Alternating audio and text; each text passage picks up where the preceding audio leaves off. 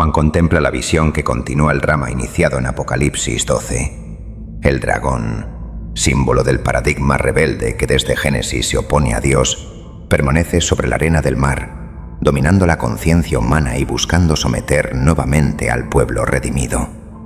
Ese dragón, aunque vencido y despojado por el Mesías en la cruz, sigue operando en quienes no han despertado la verdad del reino interior. Desde ese escenario simbólico, la arena que representa a la humanidad entera, dividida entre la fe y la ley, entre lo espiritual y lo terrenal, Juan observa un nuevo movimiento.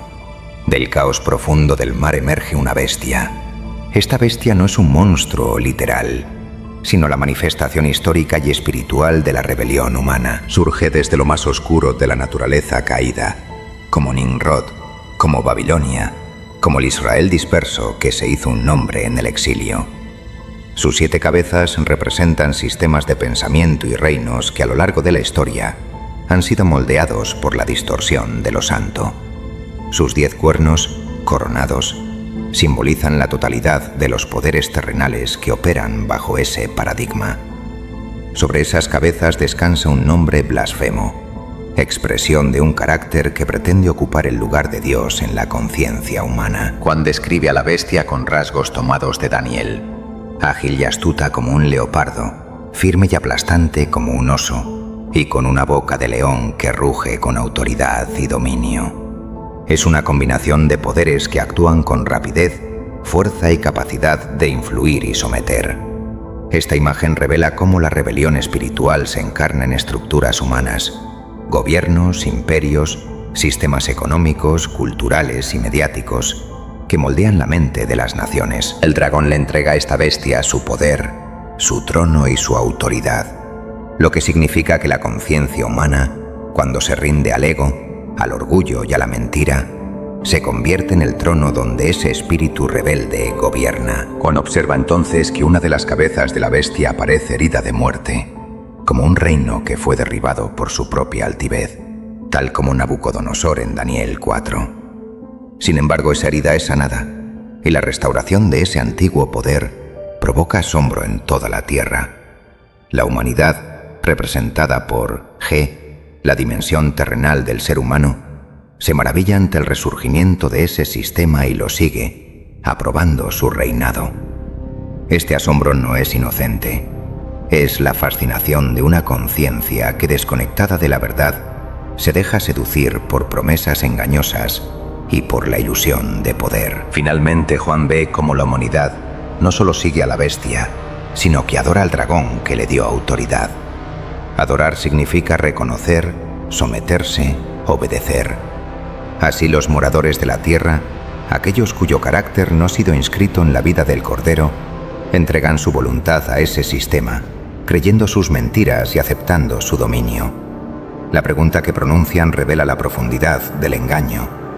¿Quién como la bestia y quién podrá luchar contra ella? Es la confesión de un mundo que ha perdido la visión del reino interior y que ha sustituido la autoridad divina por la autoridad de los poderes terrenales. Mientras tanto, la Iglesia, que no despierta la verdad del reino en su interior, corre el riesgo de seguir a otros dioses, líderes, sistemas, ideologías, voces que reclaman obediencia, pero no provienen del espíritu. Y ahora entremos en el verso 5. Y si la bestia no comienza con violencia, sino con palabras, narrativas y discursos, Apocalipsis 13:5 no nos presenta un ejército primero, sino una boca que habla grandes cosas, una boca que blasfema, una boca que recibe autoridad por un tiempo limitado. Antes de la persecución viene la narrativa, el engaño y la confusión.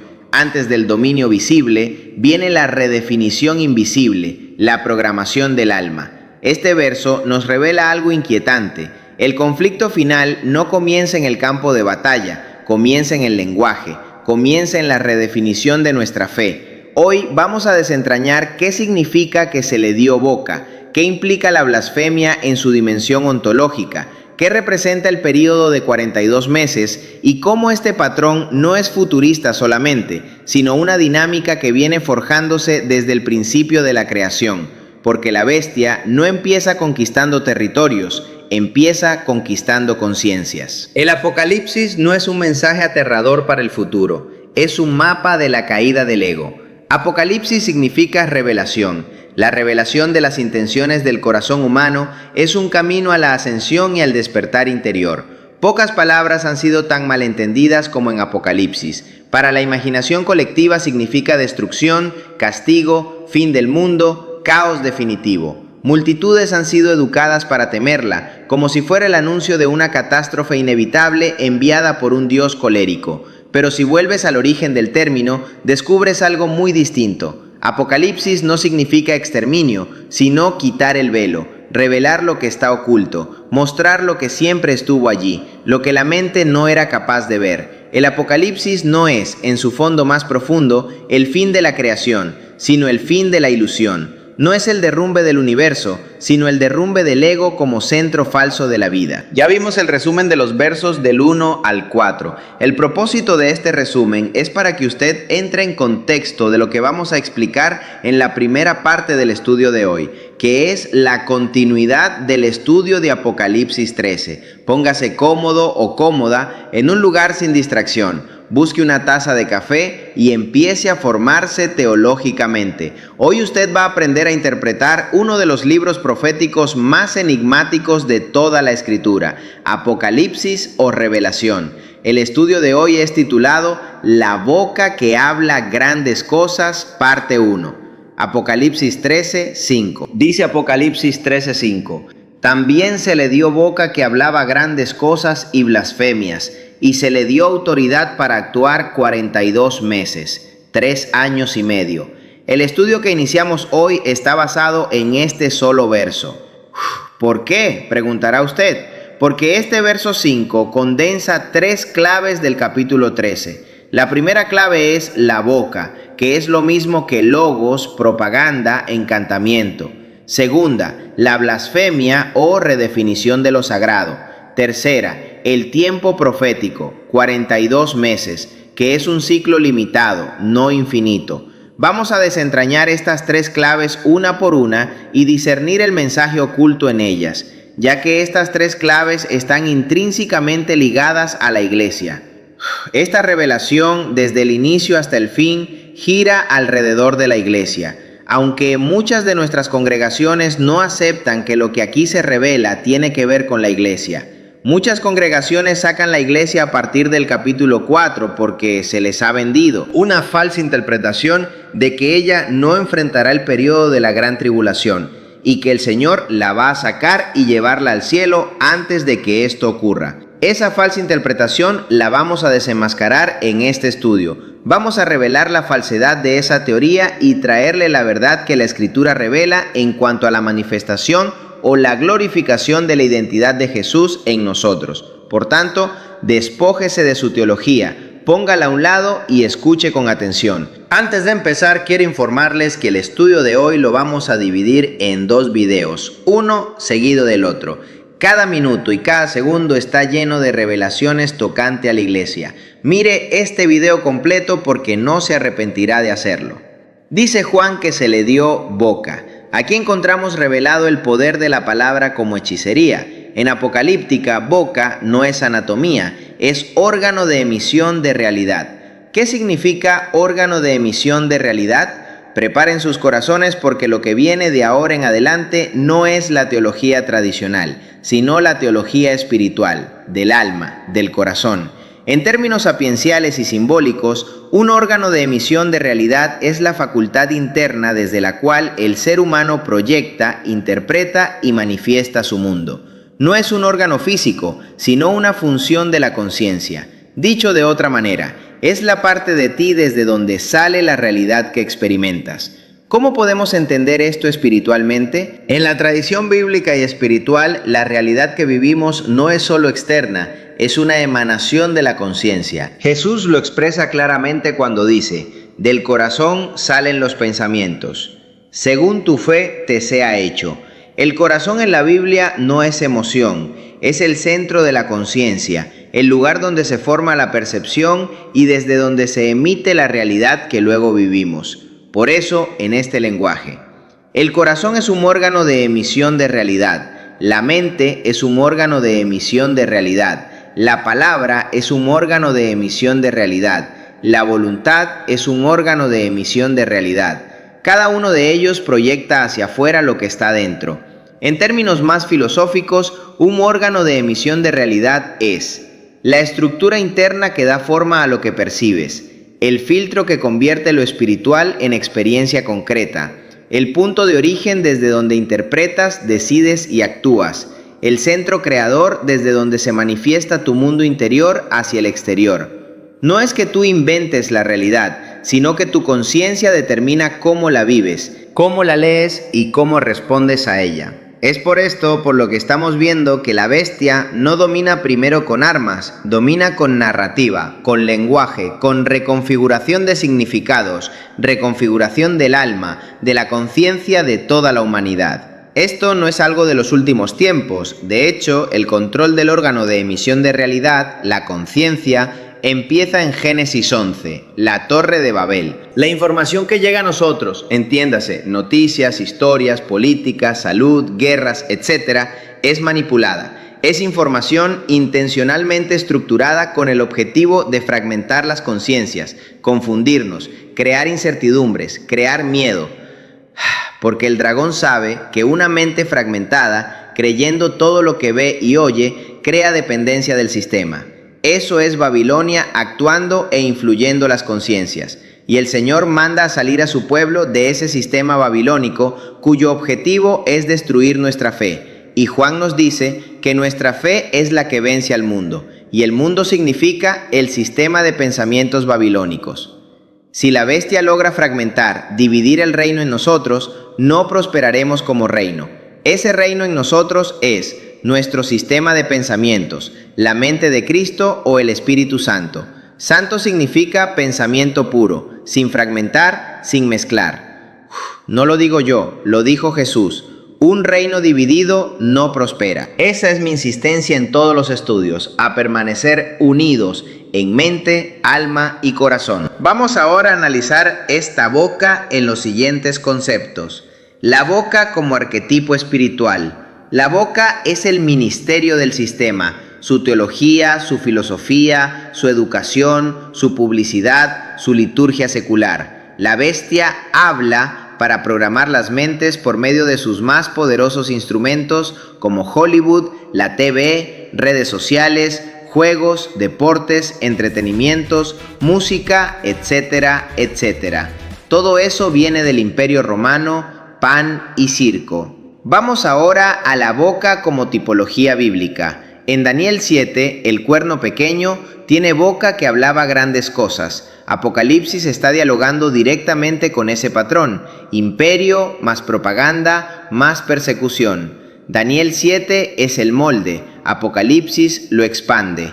Y no solo Daniel, esta boca que habla grandes cosas, también la encontramos en Sennacherib, rey asirio en 2 Crónicas 32. Saúl hablaba grandes cosas, Goliat hablaba grandes cosas. Muchos líderes en nuestras congregaciones hablan grandes cosas también. Y si seguimos buscando, esta boca viene desde Génesis 3 y terminamos con la boca como lectura espiritual práctica. La bestia en el hombre se activa cuando el verbo interno, la palabra interna, su conversación interna, cuando su pensamiento se separa del espíritu, se desalinea o se desequilibra de la mente de Cristo en el hombre, porque antes de hablar hacia afuera, la boca habla dentro. La pregunta es, ¿dónde comienza la blasfemia? Comienza en la narrativa interna, cuando la mente acusa constantemente, cuando la mente se victimiza, se autoexalta, cuando profana lo santo, cuando llama a lo malo bueno y a lo bueno malo.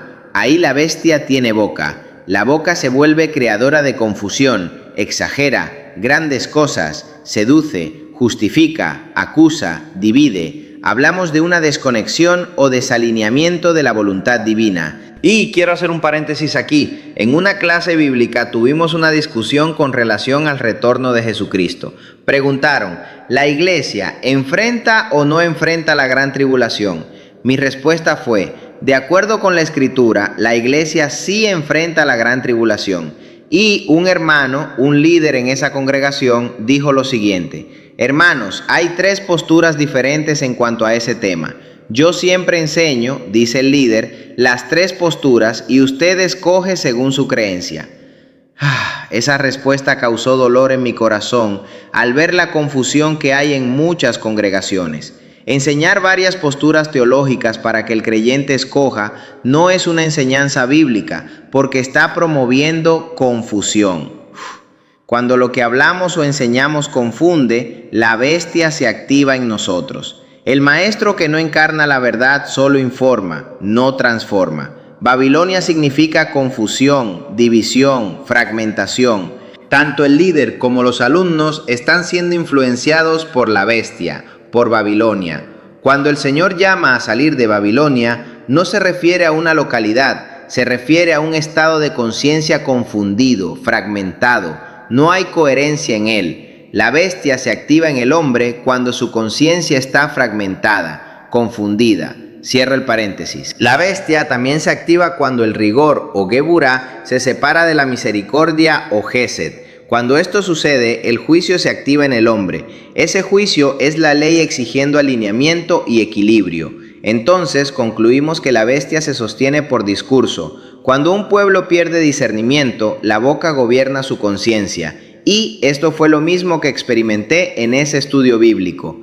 Dice Juan que esa bestia hablaba grandes cosas. Juan habla de inflación del ego y del imperio. Grandes cosas describe el tono, grandilocuencia. No solo miente, se presenta como necesario, inevitable, total, salvador, definitivo. Y quiero que por favor tome nota de todo esto que traigo, porque la bestia ha estado siempre vigente entre nosotros. Los antiguos alquimistas llamaban bestia no al animal en sí, sino al hombre no transformado, al que no había experimentado metanoia, lo que todavía no ha sido penetrado por la conciencia. Hablar del hombre bestia no era insulto moral, era diagnóstico espiritual. Es el ser humano que vive solo desde sus impulsos básicos, sus automatismos, sus miedos, su necesidad de seguridad y placer, creyendo que eso es todo. No es un monstruo, es un dormido que la luz de Cristo no ha sido manifestada en él. No nos dejemos confundir con este término bestia o anticristo, porque nos han vendido un significado alterado. La bestia o el anticristo no es un hombre, es un pueblo que desde el origen de la humanidad se ha levantado en contra de la voluntad del Creador. Y esto que voy a decir, aunque usted me sacrifique, pero la iglesia forma parte de ese pueblo rebelde. Recordemos a Judá, a Joacim y los utensilios del templo en Daniel. El templo y Jerusalén fueron quemados por haberse aliado con el enemigo y desconectado de la fuente. Vamos a analizar grandes cosas como arquetipo del conocimiento. La voz de los arcontes. ¿Quiénes son estos arcontes? Son poderes que administran el mundo psíquico mediante miedo, deseo y orgullo. Su sello es el yo soy usurpado, yo determino lo real. Estos arcontes no son demonios, son estos poderosos que gobiernan desde la oscuridad. Son también conocidos como Nefilín, Nimrod, reptilianos o draconianos. El presidente habla grandes cosas, la gobernadora habla grandes cosas, el papa habla grandes cosas y muchos líderes en nuestras iglesias hablan grandes cosas también. Según el pensamiento hebreo, es una lectura simbólica. Lo grande aquí no es Gedulá, grandeza divina misericordiosa, sino hinchazón, grandeza sin luz, expansión sin da'at, sin conocimiento interior, porque el sistema nos ha vendido un conocimiento exterior para que dependamos de él. Esa bestia quiere hacerse grande, pero fuera de la voluntad divina. Quiere elevarse a las alturas, pero no puede hacerlo porque necesita redención. Cuando el yo inferior habla grandes cosas, se vuelve una torre, la Babel interna.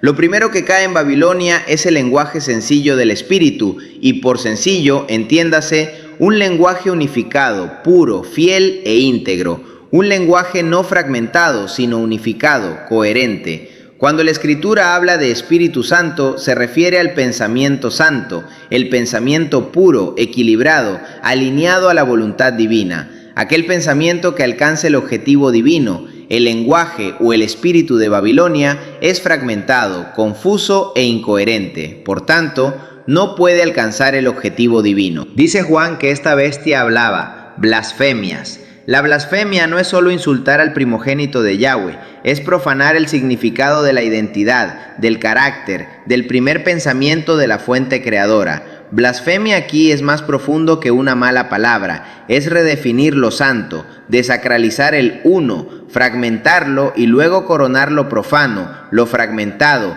lo incoherente como norma. La bestia no solo es un sistema externo, es una estructura de conciencia en el ser humano.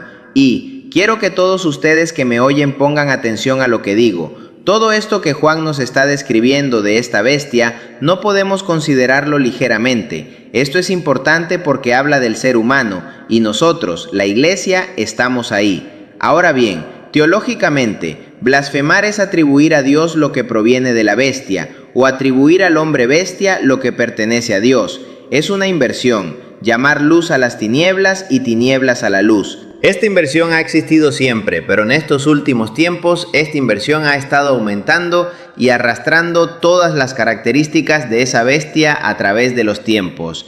Estamos viviendo un tiempo de confusión extrema, donde poco a poco Babilonia está destruyendo nuestra identidad, destruyendo la imagen del Creador en el hombre. Ya el hombre está perdiendo su identidad y confundiéndola con una identidad animal. Ya el hombre se cree ser mujer y la mujer hombre. Esa es la bestia en acción en las conciencias humanas. Esta blasfemia espiritualmente es una falsificación de la identidad del primogénito de Yahweh.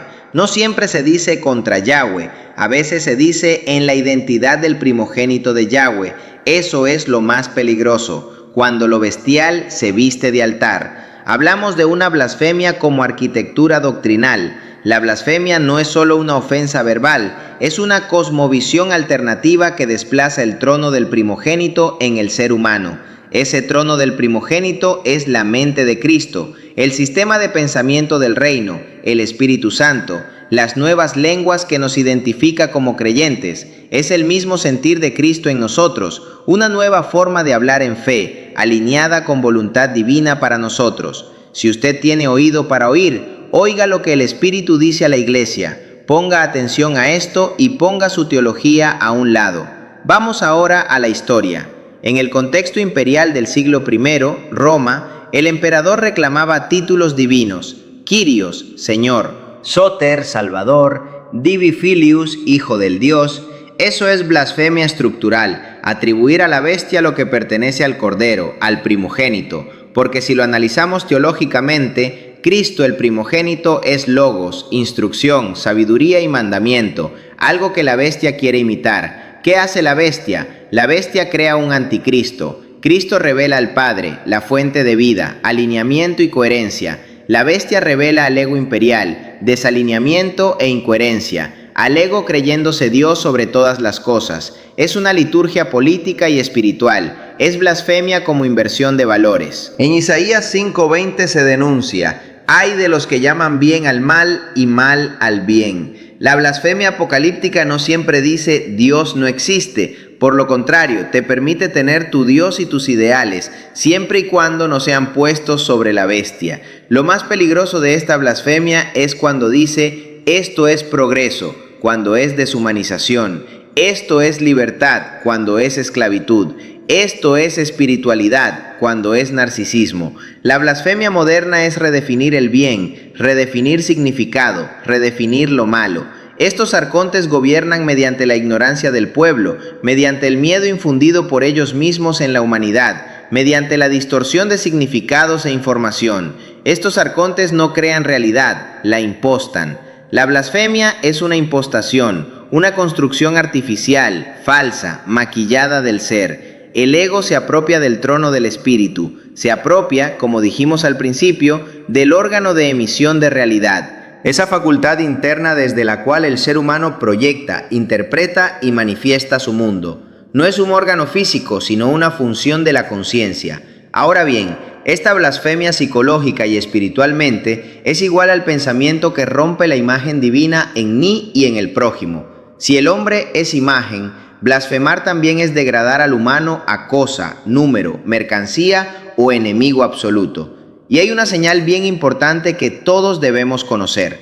Cuando la conciencia se acostumbra a blasfemar, a profanar, se vuelve incapaz de adoración verdadera. porque ya no reconoce lo sagrado. Iglesia, toma nota de esto que dije. Y con esto cerramos la primera parte del estudio de hoy. Apocalipsis 13:5 no es un llamado al miedo, es un llamado al discernimiento. La bestia habla, pero su autoridad es limitada. Blasfema, pero no es eterna. Se exalta, pero no es la fuente. El verdadero conflicto no es externo primero, es interno. ¿Quién gobierna nuestra narrativa? ¿Quién define nuestra identidad? ¿Quién establece nuestra verdad? Si la voluntad humana se alinea con la autonomía absoluta, la boca de la bestia habla a través de nosotros. Pero si nuestra voluntad se alinea con el Cordero, entonces el tiempo de la bestia, los 42 meses, siempre será temporal. La victoria no es silenciar la bestia, la victoria es no dejar que su narrativa gobierne nuestra conciencia. Aquí comienza el discernimiento, aquí comienza la alineación. No te pierdas la continuación de este extraordinario estudio de Apocalipsis 13. Tan pronto terminemos el verso 5, continuamos explicando los demás versos. No te pierdas el estudio de Daniel, ya que Daniel y Apocalipsis se entrelazan. Si hoy has edificado tu alma, tu mente y tu corazón, hay personas que necesitan escuchar esto también. Tal vez un familiar, un amigo, un hermano de tu congregación o cualquier otro, te exhorto a compartir este mensaje con ellos. Si tienes WhatsApp y quieres recibir nuestros estudios en tu celular, debes de suscribirte a nuestro canal en WhatsApp, Biblia-Estudio TV. Puedes seguirnos en YouTube, Facebook, TikTok, la X, Rumble e Instagram. Biblia-Estudio TV no es religión, es transformación. Conocimiento que despierta, verdad que transforma.